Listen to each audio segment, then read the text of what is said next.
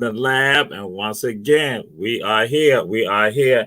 And another special moment for Run Tell That. And as always, all our guests are special. And guess what? These some special family members right here coming down from the the FLA coming out of Florida, and bam, and also other parts of the Caribbean. Bam, my family up in the house. Glad to have y'all on here. Sister Luna in the house, brother Shaba in the house. Woo woo. Glad to have y'all on Run Tell That. So now, let everybody know. Julius Hall, y'all know how it is. Jamal bring his people on. He bring his family on. Julius Hall be siphoning them all. So he already done gone. He done going siphon our shop. I ain't supposed to say nothing about that. I'm leaving that alone for now and see what I know. He about to go over there. He about to go play Sister Lou in a second. Cause see, I already know. Yeah. I knew when I said I need to have them on the show, I knew what was about to happen. And so, yeah, we just going to roll with it because this show right here, y'all know it's about voodoo, voodoo, the African spirit, and you. And so, but we got to do it like this always on. And good evening, Reverend Betty Jones. Yes, and that's right. Everybody who's checking out Ron Tell That, we say share. And she sent the greeting to y'all also. So, Sister Lo, who are you? Good evening, everyone. Thank you so much for having me. Bonsoir. Hujambo, all of that. I am a sister trying to find her way. I am trying to connect and find out who I am. So I'm on this journey trying to piece myself together. And right now, this leg of the journey is related to the spiritual aspect of ourselves. So I'm here with Shaba Kojo, and we're our people are from the Caribbean. I'm out of Haiti. I'm born there. I came over to the States with my family in the early '80s. So I was raised in New York. Then Shaba Kojo and I, we met in high school. So he's my high school sweetheart. And from there, we moved down to Florida, raising a family and basically trying to undo this damage and be whole in this space. At times I'm frozen. When I just tell her that means I'm frozen. Okay. Okay. Y'all see how Loon, she just want to go and she want to do a top of Shaba. When I'm like, I was going to do that. Shaba, don't fall into that. You coming home tonight, Shaba. Don't fall in. Excuse me. So I just move on. Brother Shaba, who are you? I am Brother Shaba Kojo. I am a seeker of truth, recovering Euro-Christian by means of learning the Christianity or the Euro-Christianity through my grandmother on the island of Jamaica, and then having a very sensitive spiritual childhood and seeking the cross. I believe one of my first employments was vacuuming and dusting a Bible bookstore in Brooklyn. And I must have been 6 or 7 years old. I used to get up very early in the morning on Sunday while my whole family was in bed. I would get dressed, leave the house, and go up the road to the owner of the Bible bookstore's home, where he would take me to his church. And I went to the Bible studies there, but because I was a guest, I was also allowed to go upstairs to the adult studies, and I felt out of place. I felt like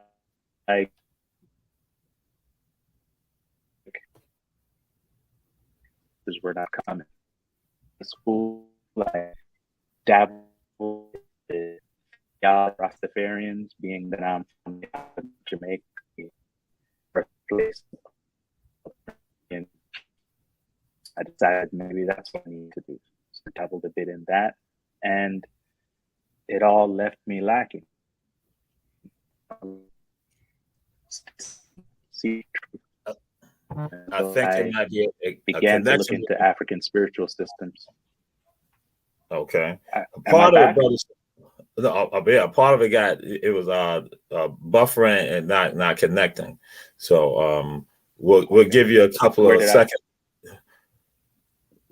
after when you would go upstairs and then you felt someone out of place. felt out of place? And in high school, I decided to seek the Rastafarian tradition, being that I'm from the island of Jamaica. Um, that gave me more freedom and more leeway to be an African, to be a Jamaican. But I didn't find all that I was looking for there.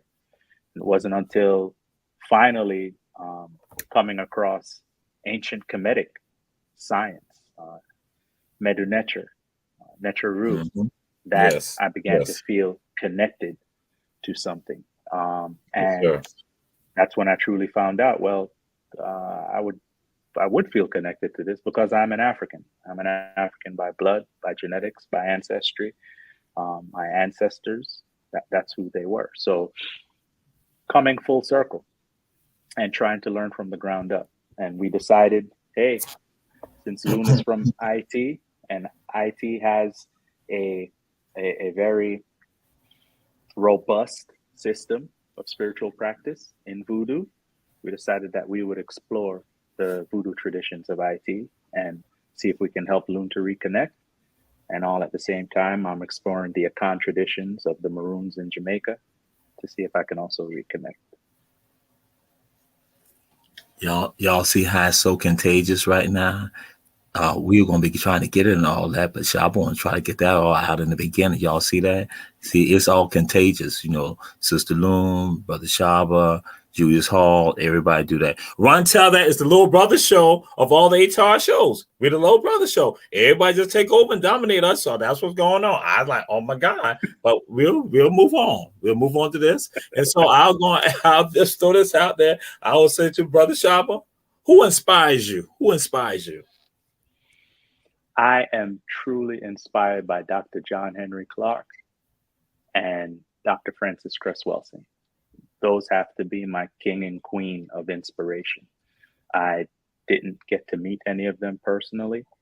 Um, my research is by way of YouTube initially, and then I started buying every book that I could find that these two scholars were involved in. They were champions of African culture, of Pan Africanism, if you will, and that was my introduction to, hey, you're an African, period. Mm. The end of story. Everything that you must do must be viewed through the lens of Africa. And I've been on this journey ever since. All right. Yes, indeed. Yes, indeed. Brother Najanir Ansi tell me I should never say this to people that I had a confrontation with Dr. Clark. He like, Jamal, some brothers might not like that, because me and Dr. Clark got into it in Savannah about some things. But he was testing me. He was trying me. And so I later on realized that's what he was doing. So, Sister Lou, so that I say, brother, I just said, Jamal, you don't need to be telling people that some brothers might not. You around here saying stuff like that, right? So right, because that's what everybody know how we are. They know how we are. That that's what deal is. So, Sister Loon, who inspires you? Who inspires you, sis? There's so many. That's fine. You name them all. That's right. As many as Well, possible. I don't know how much time you have, but I do want to say that when you're in the struggle, when you're trying to reconnect, to find yourself, initially you feel alone and you feel like you're the only one that's on the path. But as we study, we realize just how many have come before us who've really tried to ring the alarm and let us all know what's going on and the path that we should take. So in terms of those that have transitioned, uh, I'm going to agree with Shaba Kojo, but there are those that are still with us, that are still making impact. Mama Marimba Ani.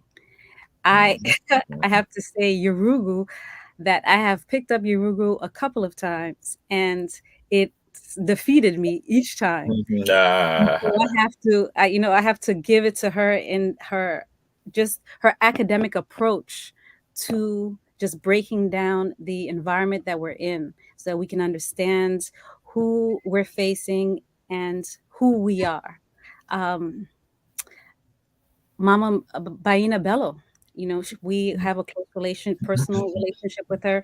It's particularly significant for me because she's off of the island of Hispaniola, where IT is, and she's helping me to better understand my journey. I also have a close advisor, Charlene Desir, who I mentioned to you before, who's also in the path, and in particular with her, in that she was raised here in the States, and she's off of the island of Haiti, and also having gone through the system. These ladies have helped me to better to walk this path because they've done it already, and all I have to do is basically stay connected with them so that they can help me to avoid certain pitfalls and understand certain things, certain cultural cultural discrepancies that I can come across. So those are the women in my life right now that I've been reaching out to that have really made an impact. Okay. All right. So now we come to this. What song gives you that inspiration that when you're going through it, just when you just hear it, just a woo. So Sister Lauren, what song gives you that what song has that inspiration, that fire, I really wanted you to ask Shaba Kojo that question. Because Shaba Kojo is a DJ. He was a DJ, and he's exposed me to so much different music, different genre, that it's hard to say. It's really hard to say, but I love dancehall. I love and Shaba Kojo is a big proponent of that. I'm a big fan of Beanie Man, and he has a song, and I don't even remember the name of the song, but I love when the Jeles in our community are able to artistically describe who we are. So any song, any piece of art that can do that, I mean, that's it for me. And I'll be talking about it, and I'll try to put people onto it. All right. All right. So now we come to you, Brother Shaba. What song gives you that, or songs give you that, they're like, you're like, woo, yeah, woo. I am a dancehall person. Like every morning I have to have my daily dose of dancehall, and we're talking about sound clashes. King Adiz, Kilimanjaro, Bass Adi, stuff. My enemies, in that vein, it's hard for me to give you a favorite because dancehall music is based on rhythms. A rhythm is really what the vibe, and like answer rhythm, and on that you have a lot of super cat, tenor saw, and those older dancehall pioneers. That's how I get down. I have to get down every morning, 6 days a week. I only rest on one day, which is Sabbath, but I don't do my dancehall. Okay. All of the days, I gotta have my dancehall. Yes, sir. I think at some point it is getting a little still a little choppy with regards to, but we're gonna work on through it, brother. Because this is when I want to come to you. I want to throw this out there to you. What is spirituality? What is spirituality?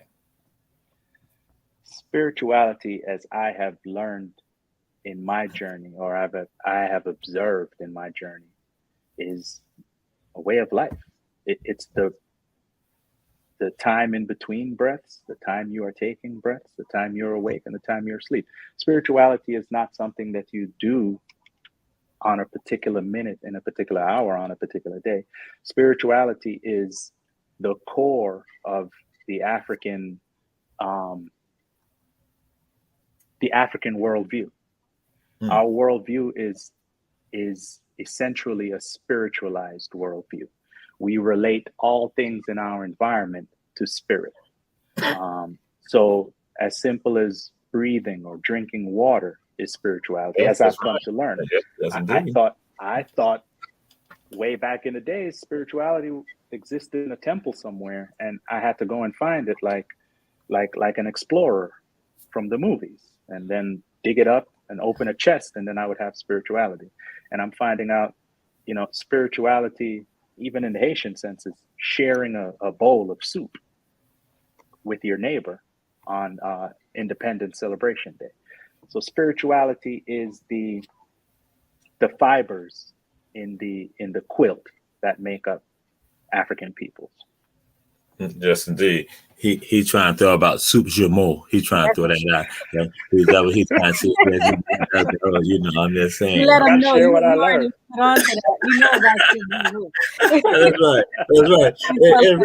That's right. And right. And for African people, for us, is that even when you walk into a closet, that is spiritual. And you get into your vehicle to drive, and everything that is the totality with us all the time. So, Sister Lune, what is spirituality to you? What's your thoughts with regards to that? What I have begun to define as spirituality is the recognition, the observance that we are not, like, an individual is not in this space alone, and how you honor that, how you respect that, that is your practice of spirituality. Um, the balance that you seek in all relationships that you have with what you might believe is inanimate, and for those that are animated. Um, it is your desire to connect with everything.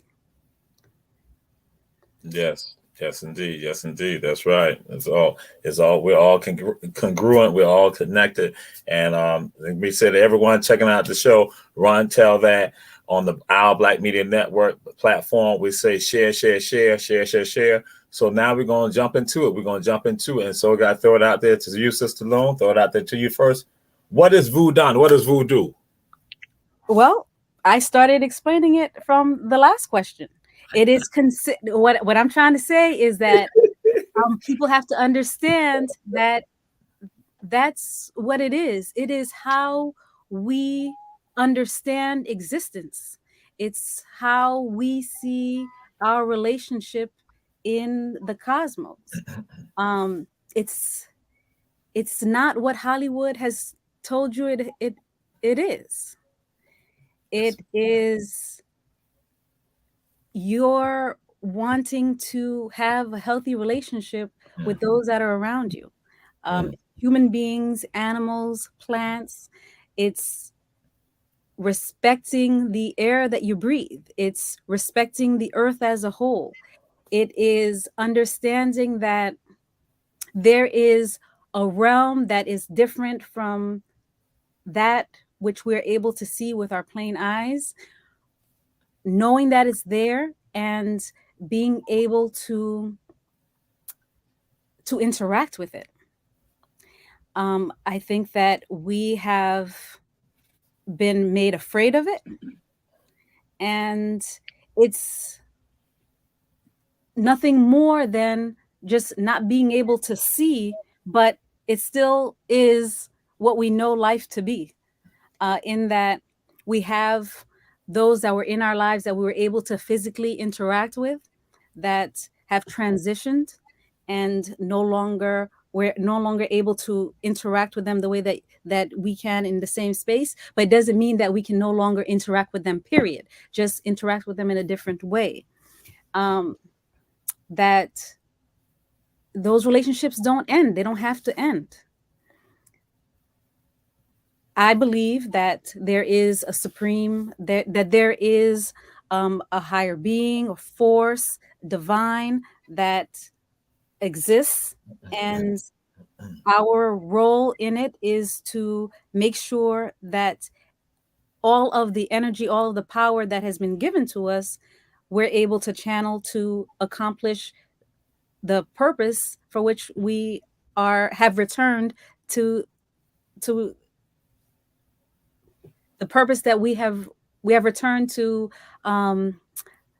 realize. So in Voodoo, we believe that on the other side, in this other realm, that we choose when to come back and who to return as. So the fact that you're here with me in this time and space and Shaba Kojo, it's not by coincidence. This is something that all of us wanted. We wanted to be in this time and space with each other. And it is so that we can realize something. And so we're in this journey, we're having this experience, we're going through the process of trying to understand what that is. And while we're doing that, we're interacting with other people, we're interacting with this world, with the plants, and all of it is open to us. It's just a matter of us wanting that relationship. And it's Voodoo is something that's specific to families, in that Shaba Kojo's family might understand relationships with plants and relationships with people in a very specific way, and they exercise it in that way. And my family may have, certain specifications, and your family may have certain specifications, but that is just familial tradition. But there is this commonality in that all of these relationships should exist, if that makes sense. We might decide that we're going to start the relationship in a specific way and interact in a specific way, but in Voodoo, the fact is that we should have these relationships. And unfortunately, having been cut off from our roots, we don't have those relationships anymore. And we've been taught to hate ourselves and all aspects of ourselves. And so we've been taught to hate the way that we see the universe. And that's all Voodoo is. It's the way that African people see this existence. So we've been taught to hate it and to see it in somebody else's perspective. And I've decided that I'm going to try to better understand how my ancestors saw it, and I'm going to try to live that. Yes, yes, indeed. And I said to the producers, someone made a comment saying they were trying to reach us. So if you can put that back up so we can see that. I'm going to set my. Okay, Precious, we will do that. With regards to the friend request, I'll contact you with regards to that. So we're gonna move on to Brother Shaba. What is Voodoo? What is Voodoo? From a student's standpoint, say you were sitting in a classroom and trying to ascertain what it was, I will explain from that standpoint. Voodoo is one of many systems of observing African philosophy, psychology, medicine, ancestral relationships that was birthed from an African mind. So there are so many spiritual systems across the continent of Africa that, their name. There's Akan systems, there's Ewe systems, there's systems from Togo, there's Yoruba, there's Ifa. Voodoo is a specific system that was, I would say, popularized in a sense by name through the Ewe people of Eastern Ghana. Those people migrated through into Togo and through into Benin. And in Benin, they created an empire, the empire of Dahomey. So I'm not saying Ghanaians did this. I'm saying people of Ewe bloodline who currently reside in Ghana migrated, because that's what people do. When they grow, they migrate. Never mind the lines of demarcations that are given on the continent today by European authorities. These people migrated because they were free people. They migrated to the area known today as Abomey, which is in central Benin, and they created a kingdom called Dahomey. In that kingdom, they decided that the spiritual system that they had in place, they were going to formalize and make it a state or nationally recognized spiritual system. That is the system of Voodoo. That system married another system from Yoruba land. That system comes from the Oyo people. It's a particular deity in the Yoruba religion called Ifa, particularly in Benin or in Dahomey, they call it Fa. And that's the system of divination that was married to the system of observation of the cosmos and observation of the plants and medicines and family traditions and family customs and so on. This system makes its way across the sea in the Ma'afa.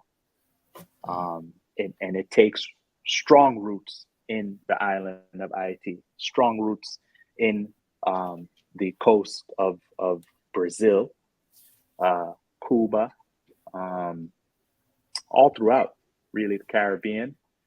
Eventually makes its way into New Orleans as well. So that's the, how do you say, the background of Voodoo. Now, I didn't explain anything that Luna explained, which was, well, what are these beliefs that are in Voodoo? Well, it's just a formalized system of African recognitions and spirituality. So you can look at another system like Kemetic science. That's a formalized system. You can look at the Akan system. You can look at the Yoruba system.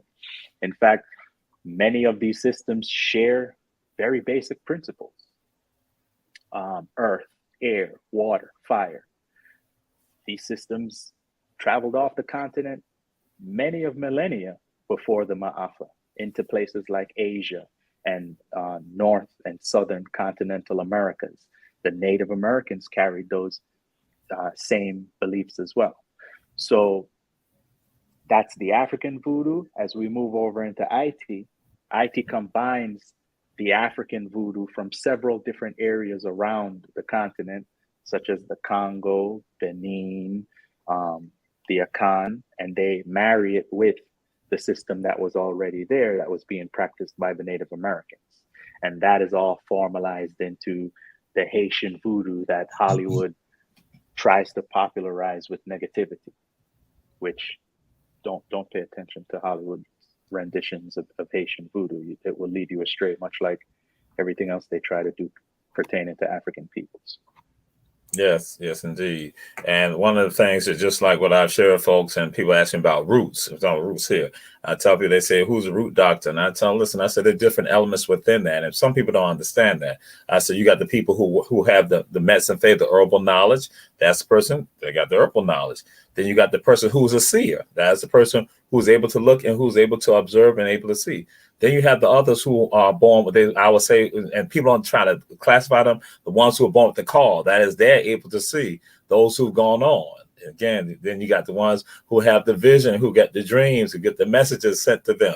Then you got the ones who are the conduit, who will become somewhat the voices that are right here of the ancestors and from the Most High on this level. So I tell folks there are different elements of that, but they don't go and discuss it like that. And they have you just thinking about, again, a Hollywood notion when they talk about the root doctor. And then also, I would say the one who is also the psychologist. I want to say the psychologist, using that phrase, that's the person who, when you're trying to get that good luck, when you're trying to get that person out of your life, that, again, that's a psychologist right there. So that element. And so now we're going to this right here. Now y'all know all of that is evil and satanic. I was going to Brother Shaba first, but Sister Lou, you like hit the thing. So you know, I try like go last time I have to go first. I go to the person who get the question last. They go first on the next question. Hey, you can switch it up. It's your show. But take it away. Because you done slapped that, you done reacted like that. So I guess I'm gonna go back to you. So ain't it evil? No. Because some people looking at this show right now. I'm gonna be emotional. That I'm gonna feel strongly about it. Okay, so I'm gonna go back to you first. So what ain't it satanic and evil? Ain't that stuff? Ain't that something like please? I gotta put the cross up on y'all. I gotta put the cross up. You know, put up the cross, put up everything you want. That's fine. That's fine. So, how do you? I mean, there's so many different ways to address that. No, it is not satanic.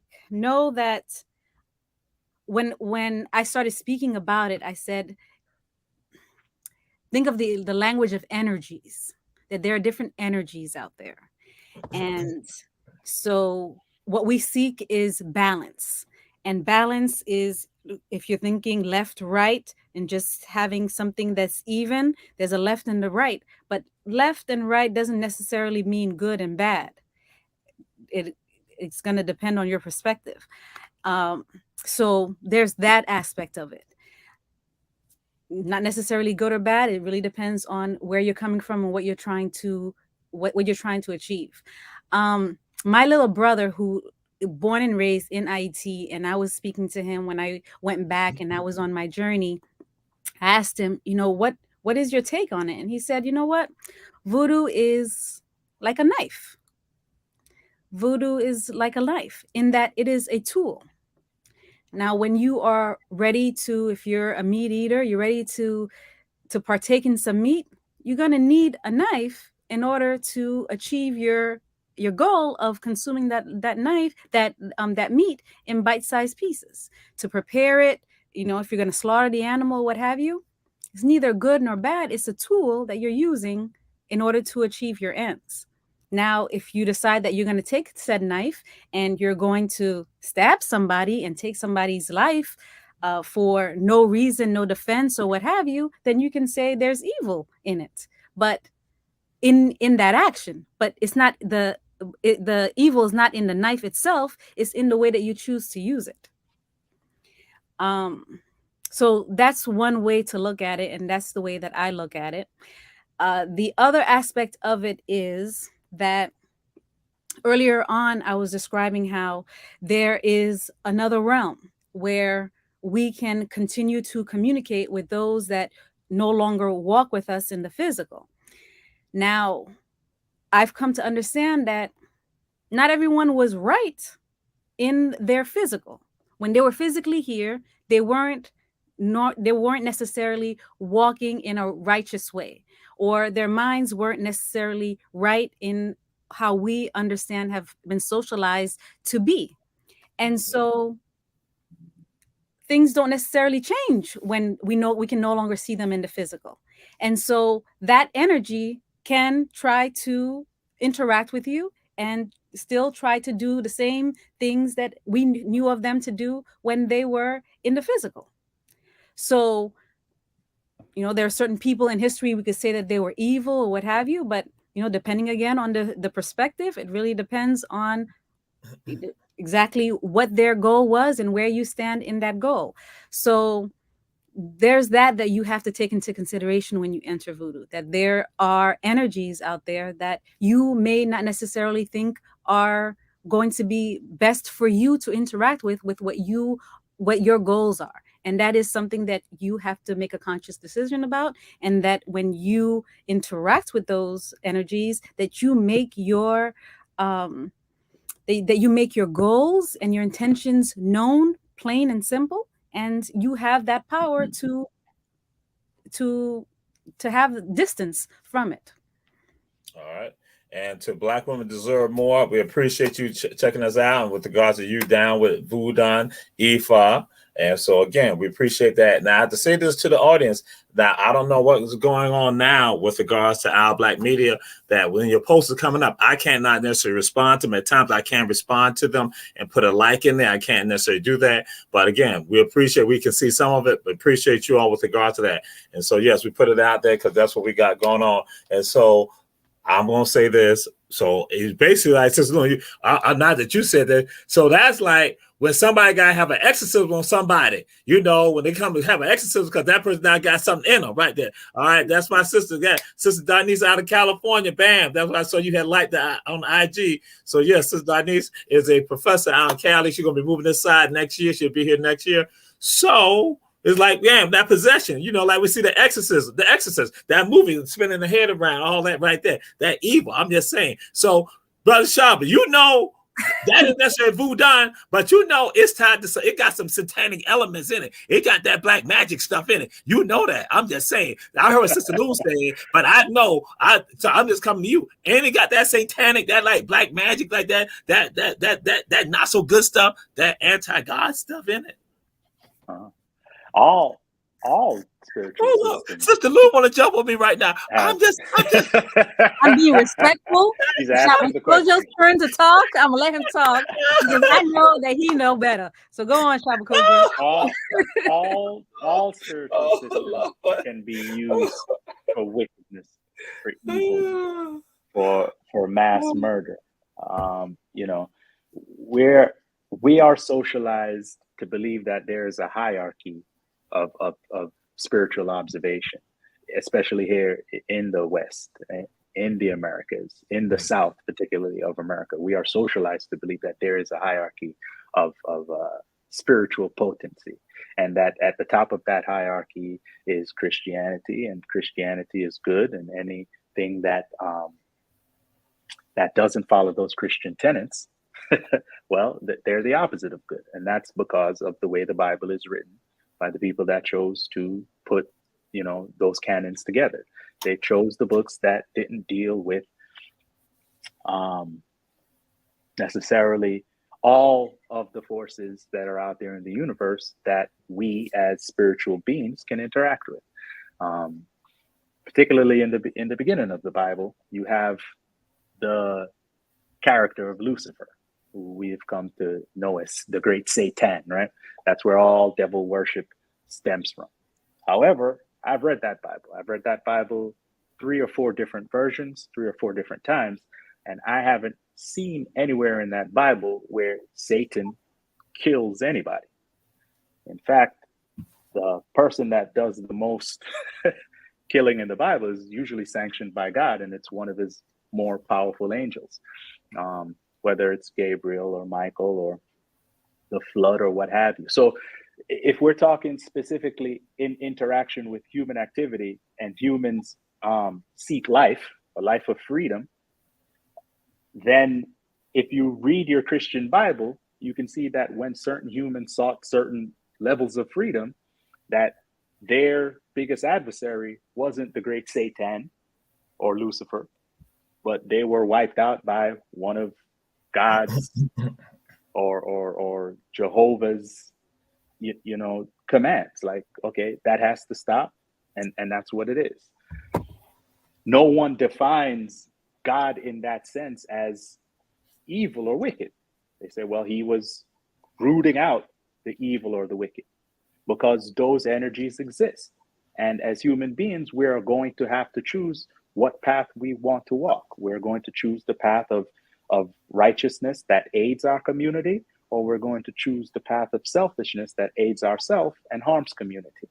And in all spiritual practices, that exists. Whether you're going Islam, whether you're going Christianity, whether you're going Voodoo, whether you're going Abasom, you can use all these things for selfishness, which is isfet or disorder, or you can use these things for order.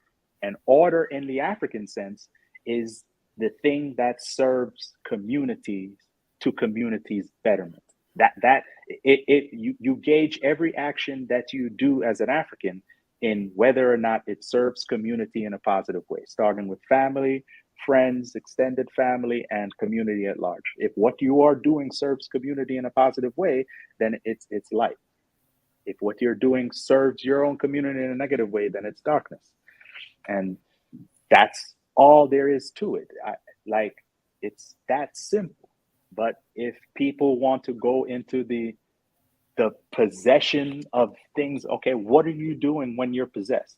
If you're possessed by the Holy Spirit, hopefully you're singing and you're dancing and you're spreading that joy and you're communing with other fellow Christians in a good way that uplifts them. That's what you're doing with the Holy Spirit, right? There are other people that use the power of God in a very negative way, right? And they'll tell you, well, they're Christians. You know, Christianity, as I have kept account, is responsible for a lot of bodies in this world, starting back with the Knights Templars and the Holy Wars and all this other stuff, right? As far as voodoo, as I know it, was weaponized in the Haitian Revolution to free Haitian people from being zombies to European enslavement. That's the only time that I can look back in history documented that I can see voodoo weaponized. And it was weaponized to serve the African people and the Native American people on the island of Haiti to relieve themselves from the burden of being zombies to the Europeans that wished to keep them enslaved in perpetuity. And that was being done from a Christian basis. So voodoo being the answer to Christian, well, you're black, therefore you deserve to be a slave. Voodoo's answer was, no, I'm African. I was never your slave. You caught me slipping. Now, if I catch you, I'm gonna cut your head off because I'm serious about my freedom. Now, if Europeans want to call that evil, well, you're gonna have to weigh both sides of the coin. Be your slave in perpetuity, free myself, and the only language you understand in me trying to free myself is cutting your head off, because apparently you're gonna keep coming back here until I do that. I like freedom, you know. I like being free. As a matter of fact, Gullah Geechee people have a great communal song concerning freedom. So I know y'all love freedom. So that's where we at with it. I'm looking up now because I want God to strike me down based on the stuff that y'all been saying. I'm looking. I'm letting God know. I'm letting God know this is just a show. I just got him on the show. But don't be mistaken. God walks with us. Don't be mistaken. Because I'm gonna say this. We got a problem. I'm gonna let y'all know we have a major problem. And sometimes this occurs like this. This is a major problem. We can't go as we need to go as in depth with regards, because there's a lot of things going on. And to the audience, why they're on here, because they've been working on something and we really can't get into it because based on the time. Because again, Run Tell That is the little brother show of all the Our Black Media shows. Everybody else got 5 hours, 12 hours, 13 hours. Run Tell That, 57 minutes. 57 minutes. So the problem I'm throwing out to y'all, we got to do a part 2. We got to do a part 2. The part 2, I want to get into with regard to the project, because there's some things that we have discussed and we shared. I want the audience to know. So the things that you are hearing from them, it is correct. But there's some other elements we want to get into also. But I want to know if y'all can come on the show. I'm putting y'all on the spot. Can y'all come back on the show? Absolutely. We love being with our community, wherever they are on the planet. Sister Loon, next Wednesday, can we work that out next Wednesday? All for you. All right, okay. So yeah, because we're going to delve into the project, because getting to the audience, they have an excellent project we're going to get into, but there's some other things we. In the new contract, we're going to Roku television. Y'all going to extend the show? Okay, we'll see. Yeah. They think my nickname. They call me on the. Our Black Media, my nickname is El Stupido, because they, I'm stupid. Yes, I'm gullible. That's how it is with them.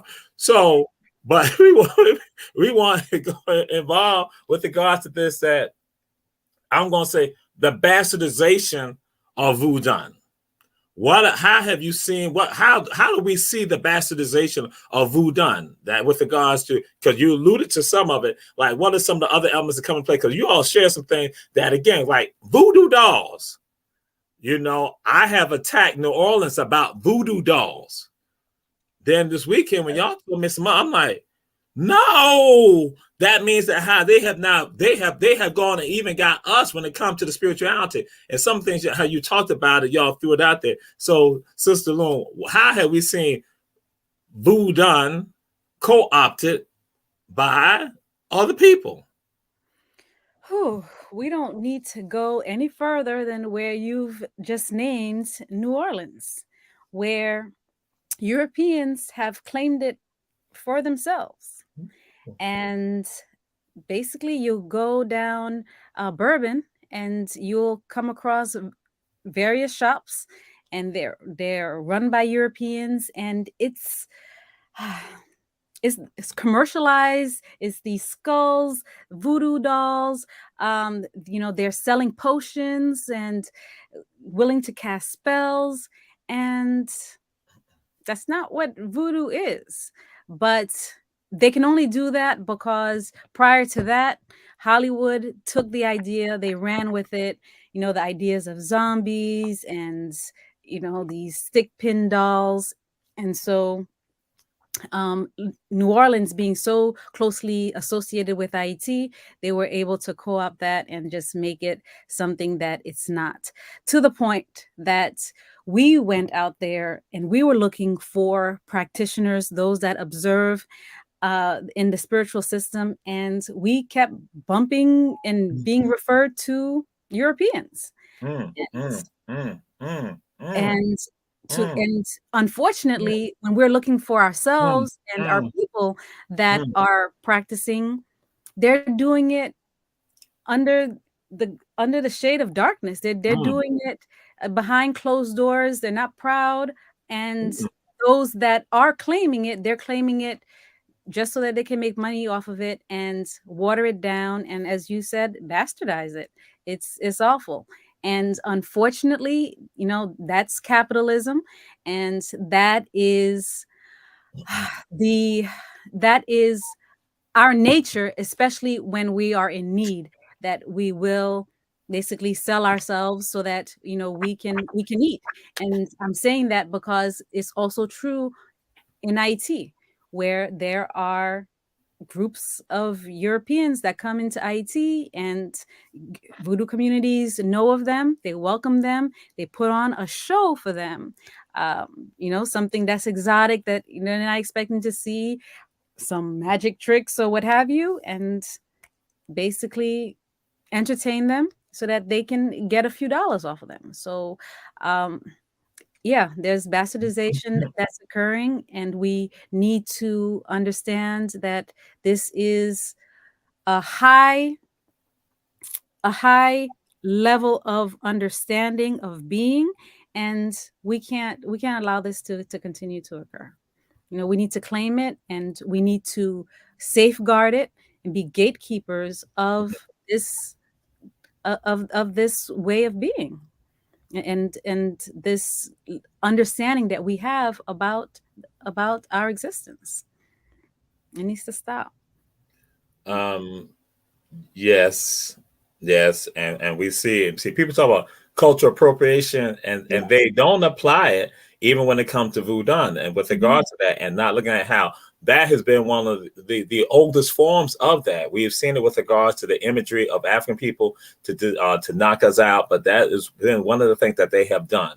And so, my brother Shaba, what is wrong with me getting a doll and sticking some pins in it? What is the problem? Because Tiger wronged me, so I won't get even with Tiger. So you're basically doing. You're trying to tell me that's not tied to voodoo. You're trying to do negative acupuncture in effigy on a tiger doll. Not our stuff, bro. Okay. That's what the Europeans want to think it is through their witchcraft or their Wiccan or their spell casting. They can go ahead and say that. And what Europeans often find themselves the victim of is transference.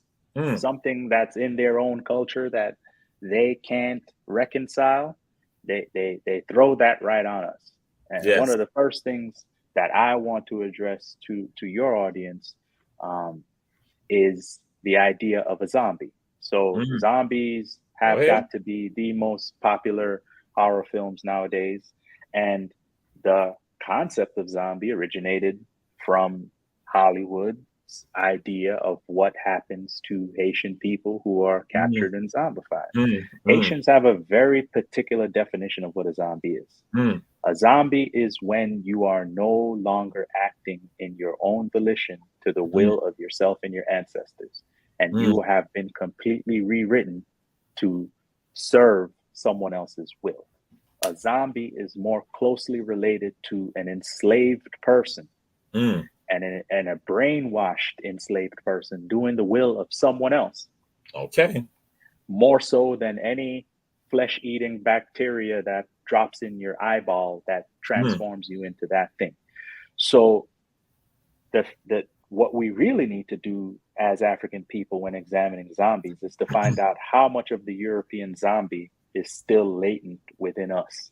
And if we find any of that zombie infestation, then Africa seriously is the only path back to adjusting yourself to your right mind and de-zombification. And voodoo, especially used in the Haitian Revolution, was the answer to mass zombification of African peoples planet-wide. And when they were able to revert themselves to their righteous, conscious African mind, then what they did was they instated the only republic in the world that was against the enslavement of any peoples. And if you made your way to that island, you were free forever in perpetuity. Whether you were white, black, orange, Spanish, Native American, you became an honorary, non-zombified free person. Okay. Forever. Yes. That's what we need to understand. So if you would rather use the Hollywood definition of a zombie and go around 28 days later, you can do that. Those movies are very entertaining. Unfortunately, they don't address any of our political situations as African people worldwide. They're very entertaining. Yes, absolutely. And one of the things that we discussed, or we had a conversation, and we talked about altars, like when you were in Benin, because again, we want to explore more about this with regard to the project. The project, they have gone around the world showing these connections with regard to our spiritual foundations and showing how the people are connected. And one of the things about altars, and I've used this right here, and I tell folks, people get upset, like when they see somebody talking about having an altar in their home or altar in a particular place, people are like, oh, no. I tell folks, I said, guess what? When you understand African people, our experience evolves based on where we are. I said, guess what? You got altars in your homes. When you walk into that house, you got all the pictures on that wall. You got no pictures on the wall. That's an altar right there. You got all the pictures. You got the stuff set up. You got plants that came from Aunt Lucille's, homegrown stuff. Those some of the plants that they had right there, or that was grandmama right there. That's an altar right there. But we try to make it seem like it's something so foreign. I'm not saying no, it is not. It's a part of who we are. And that's what we got to be about, connecting. And that's why I'm thinking it's so wonderful with regard to the video that you all have done and the documentary that y'all doing, again, because y'all going around from the U.S. to the Caribbean to Brazil, South America, and to the continent. And so next week, that's why I want to tell that we're going to explore more with regards to that. But you all said something. I had to do a video. I have not posted a video yet. That I was like, you said something. I knew it, but you had to bring it out of me for me to think about it. When you all had discussed something, and I want the audience to get this right here, that you have Catholic churches that are on spiritual sites, traditional spiritual sites in Africa. Why is that? Explain that to, because I knew about that. I knew that churches, Catholic churches, will be put in these places. I've seen it in South America, Central America. They do stuff like that. But it never really made me think. I was like, oh shoot, Can y'all elaborate on that? Before we get shut down. We are the people of the earth. We like to be 10 toes down with our feet in the soil. With no barrier in between them. And in being those people, we tend to build our most spiritually potent sites in naturally occurring, like natural sites, if you will.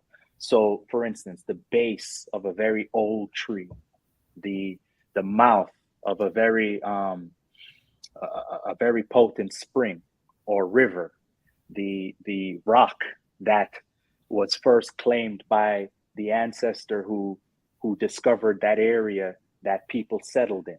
So we always had spiritual landmarks that would become these grounds that we would gather and have ceremony and build altars to our ancestors.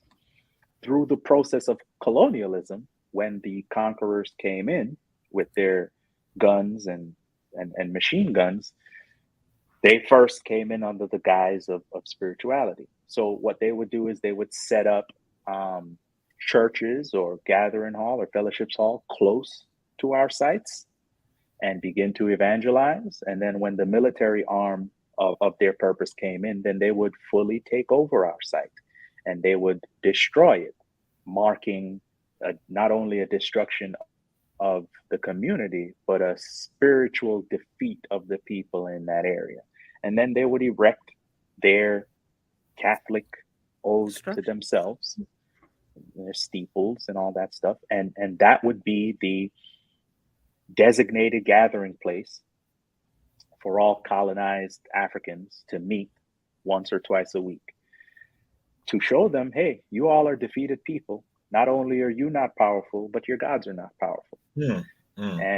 They would claim our spiritual sites. And it does a lot to destroy the psyche of African people. So this is where syncretism gets its birth from, because we would want access to those places.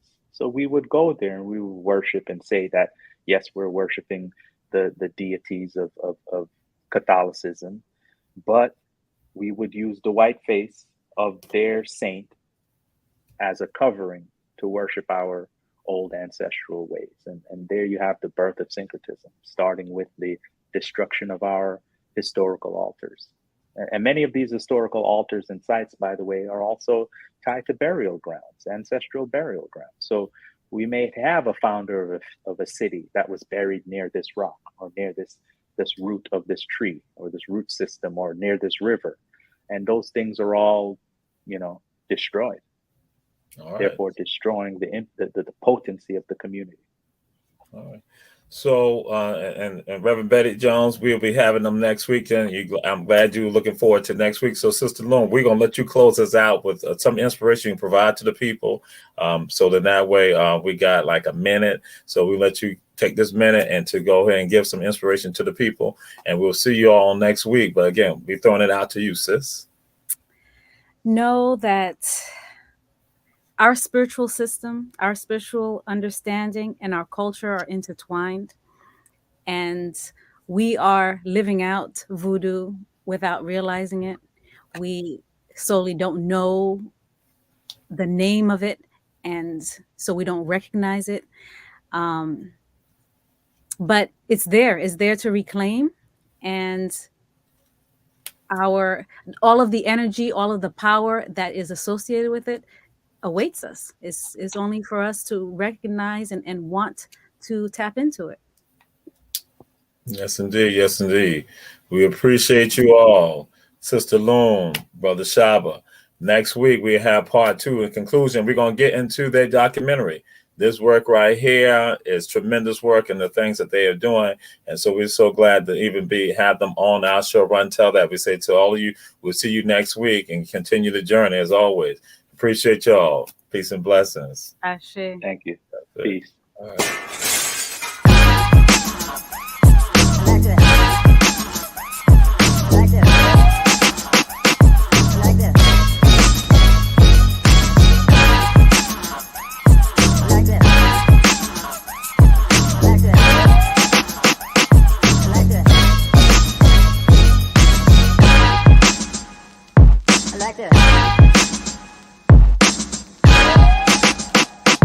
Like this.